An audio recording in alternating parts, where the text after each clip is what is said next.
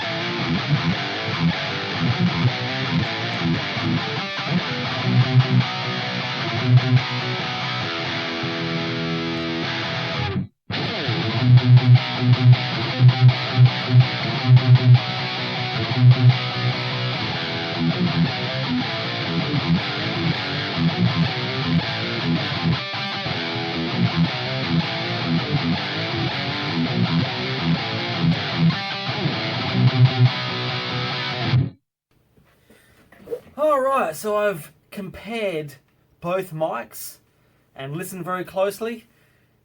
Man, if I didn't label those two mics, you know, I think you're pretty hard pressed to pick which one sounds better. I do prefer the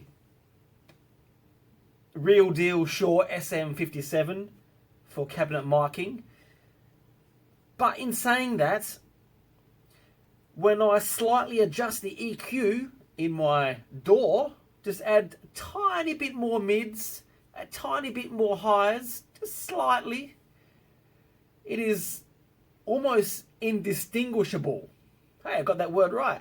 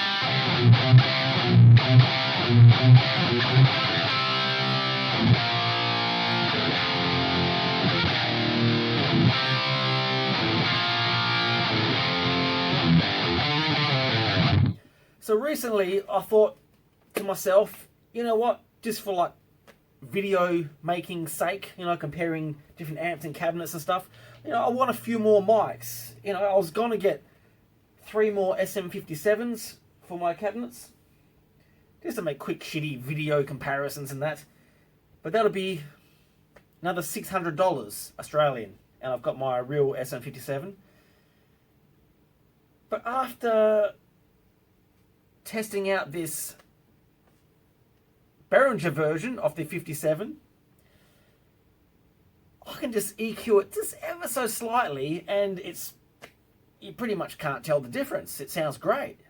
And these Behringer mics are on sale right now at my local music store from $45 Australian down to $30 Australian. So I just bought another 3. Why spend $600 for another 3 mics when I can spend $90? And it sounds just as good, man, with that little bit of EQ anyway. Without that little bit of EQ in my DAW, the difference to my ears is the Behringer is a little bit more scooped. The real SM57 has a bit more, it picks up a bit more mids. You can probably change the mic position slightly and equal it out, but I can just add a bit of EQing, add a little bit more mids, tiny bit more highs, and it's almost dead on. So I'm going with the Behringer mics for my cabinets for future comparisons, shitty recordings, videos and stuff. But in saying that, I do warn you all, they won't last if you drop them, especially. I'm cool with that risk. $30, drop one, break it, okay, cool. $30 to replace it, all good. So if you want quality and longevity, go for the real deal. Spend the $200 Australian, whatever it is, in American dollars, and get this Shure SM57. But if you don't really give a shit, just a shitty little fucking mic up job, and you're not like, I don't know, recording professionally or touring professionally, but even then you can get away with it. But still, anyways, you can get away with a $30 or $45 Behringer SM57 clone, and it sounds freaking good, man. So I expect them to last until I stupidly drop them. Pretty happy. Good old